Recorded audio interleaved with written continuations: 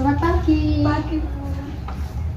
Perkenalkan, saya Elsa Nila, ahli gizi yang bertugas hari ini. Mohon maaf sebelumnya, apakah benar dengan Nona Rina berusia 25 tahun? Iya, benar, Bu. Bagaimana kondisi kakak hari ini? Agak khawatir, Bu. Badan saya semakin gemuk dan sering sesak kalau aktivitas. Saya mengerti ya, kondisi seperti ini memang bisa membuat tidak nyaman dan menurunkan kepercayaan diri. Sebelumnya tujuan konseling hari ini adalah membantu memperbaiki pola makan, menurunkan berat badan secara sehat, serta mengurangi resiko penyakit seperti kolesterol tinggi. Apakah kakak bersedia mengikuti konseling ini? Iya, Bu, saya bersedia. Baik, sekarang saya ingin melakukan pengkajian gizi terlebih dahulu ya. Saya konfirmasi data dulu. Berat badan ibu 72 kg dan tinggi badan ibu 153 cm. Apakah betul? Iya, Bu. Dari hasil perhitungan diperoleh IMT 30,7. Nah, itu masuk dalam kategori obesitas. Nah, selain itu, kolesterol total juga 210 mg per desiliter dan LDL ibu itu 150 mg per desiliter. Itu termasuk tinggi. Iya, Bu, itu yang bikin saya khawatir. Baik, sekarang saya ingin menanyakan pola makan ya. Untuk makan pagi biasanya makan apa aja? Nasi, hati ayam goreng pakai kecap sama teh manis. Baik, kalau selingannya? Brownies 2-3 potong. Nah, kalau makan siangnya makan apa? Nasi, lidah sapi kecap, tahu tempe sama sayur lodeh. Kalau selingan sorenya? Es krim sama gorengan. Nah, untuk makan malamnya? Nasi sama soto babat. Nah, sebelum tidur biasanya makan apa? Susu kental manis. Oh, baik. Dari hasil wawancara tadi dapat disimpulkan bahwa asupan makan sangat tinggi energi, lemak, dan gula, terutama dari gorengan, makanan manis, serta frekuensi makan yang berlebih. Nah, selain itu terdapat kebiasaan makan karena emosi, biasa disebut emotional eating, dan lingkungan keluarga yang mendukung pola makan tinggi kalori. Nah, hal ini menyebabkan berat badan meningkat dan kadar kolesterol menjadi tinggi. Nah, menurut kakak nih, bagian mana yang paling perlu diperbaiki terlebih dahulu? Mungkin makanan manis sama gorengan, Bu. Betul sekali, itu langkah awal yang sangat baik. Baik, saya akan memberikan intervensi dan edukasi mengenai obesitas. Nah, bisa dilihat ya, sini. Apa itu obesitas? Nah, obesitas adalah kondisi ketika kita mengalami penumpukan lemak berlebih akibat asupan energi yang lebih banyak dibanding energi yang digunakan oleh tubuh. Nah, obesitas dapat meningkatkan resiko berbagai penyakit. Nah, ini ada penyebab utama obesitas. Biasanya itu makan berlebihan, sering konsumsi makanan tinggi gula dan lemak. Lalu ada kurang aktivitas fisik, kebiasaan konsumsi fast food, kurang tidur dan sering begadang, dan faktor genetik dan gaya hidup. Lalu di sini ada prinsip pola makan sehat, yaitu makan teratur 3 kali utama dan 2 kali selingan dalam sehari. Lalu perbanyak makan sayur dan buah. Lalu pilih makanan yang rendah lemak dan gula. Lalu batasi makanan cepat saji. Minum air putih cukup dan gunakan metode isi piringku.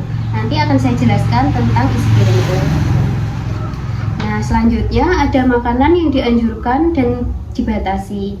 Kalau makanan yang dianjurkan itu ada sayur, buah, nasi merah, oatmeal, kentang rebus, lalu ada ikan, ayam tanpa kulit, tahu, tempe, lalu ada susu rendah lemak dan air putih.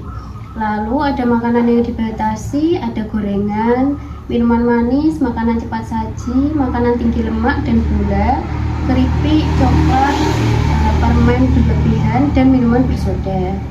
Lalu di sini ada contoh menu sehari yang bisa kakak praktekkan di rumah. Pagi ada nasi merah, telur rebus, sayur bening, papaya. Lalu selingannya ada buah apel. Lalu makan siangnya ada nasi, ikan bakar, tumis kangkung, dan buah jeruk. Lalu selingan sorenya ada yogurt rendah lemak.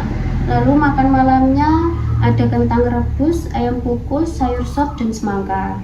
Nah, ini ada cara pengolahan, bisa dikukus, direbus, dipanggang, dan ditumis sedikit minyak. Berarti tidak boleh gorengan ya, Bu? Untuk goreng-gorengan sebaiknya dibatasi dulu, misal 2-3 kali aja dalam seminggu.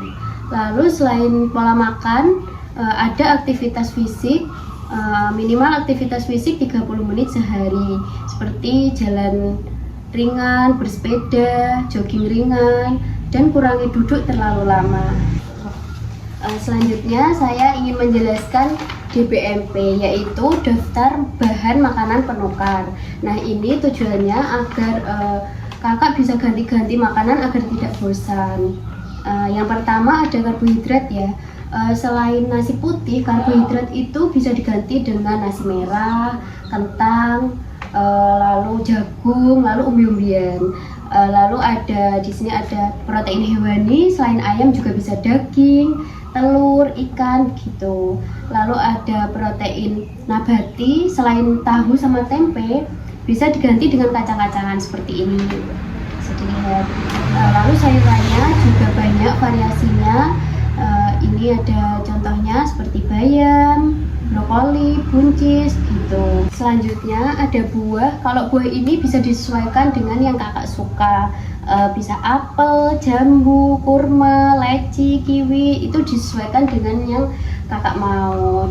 Dari sini apakah ada yang ditanyakan? Berarti bisa variasi ya Bu? Iya, bisa diganti-ganti agar tidak bosan dan sesuai nilai gizi yang sama agar tetap sehat. Selanjutnya saya ingin menjelaskan terkait food picture atau buku foto makanan. Nah, tujuannya itu untuk memberikan patokan makan porsi ibu. Nah, di sini ada sumber karbohidrat. Ibu itu kalau nasi putih itu pakai yang porsi B ya, satu porsi sedang yaitu 200 gram. Jadi tidak boleh banyak ya Bu? Iya, yang penting itu seimbang. Lalu selanjutnya ini ada protein hewani, pakai yang dada bawah aja, satu potong dada bawah yaitu 50 gram. Lalu selanjutnya ada protein nabati.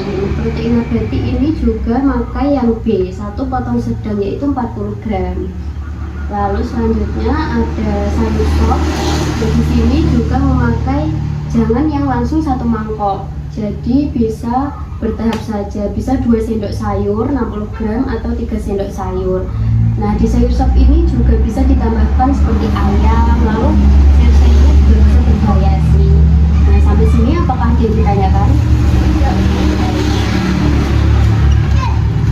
Selanjutnya saya ingin menjelaskan tentang isi piringku yang tadi sempat dibahas sedikit ya.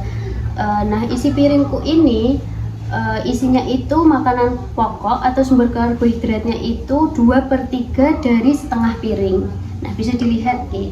Nah, selanjutnya sayurannya itu atau sumber serat itu juga 2/3 dari setengah piring. Lalu untuk lauk pauknya sumber protein itu 1/3 dari setengah piring. Lalu buah-buahannya atau sumber vitamin itu juga 1/3 dari setengah piring. Bisa dimengerti? Iya Bu. Nah, saya akan mengevaluasi pemahaman Ibu. Apakah penjelasan tadi sudah dipahami? Sudah Bu. Coba diulangi apa saja yang perlu diperbaiki. Mengurangi gorengan dan makanan manis, lebih banyak sayur dan buah. Betul sekali. Nah, perubahan apa yang paling siap dilakukan terlebih dahulu? Mengurangi makanan dan minuman manis dulu aja Bu. Bagus sekali. Baik, dari konseling hari ini kita sudah mengetahui bahwa kondisi ibu dipengaruhi oleh pola makan tinggi kalori, lemak, dan gula, serta kebiasaan makan yang berlebih dan faktor emosional. Oleh karena itu, perlu dilakukan perubahan secara bertahap seperti mengurangi makanan manis dan gorengan, lalu memperbanyak sayur dan buah, serta meningkatkan aktivitas fisik agar berat badan dan kadar kolesterol dapat lebih terkontrol. Iya Bu, saya jadi lebih paham dan akan mencoba menerapkannya. Bagus sekali ya Bu. Perubahan tidak perlu langsung drastis. Yang penting dilakukan secara konsisten agar hasilnya lebih optimal. Untuk memantau perkembangan, kita bisa lakukan kontrol kembali sekitar 1 minggu lagi ya Bu. Terima kasih atas waktunya. dan kerjasamanya. Semoga kondisi kesehatan ibu semakin membaik ke depannya. Terima kasih banyak, Bu. Sama-sama.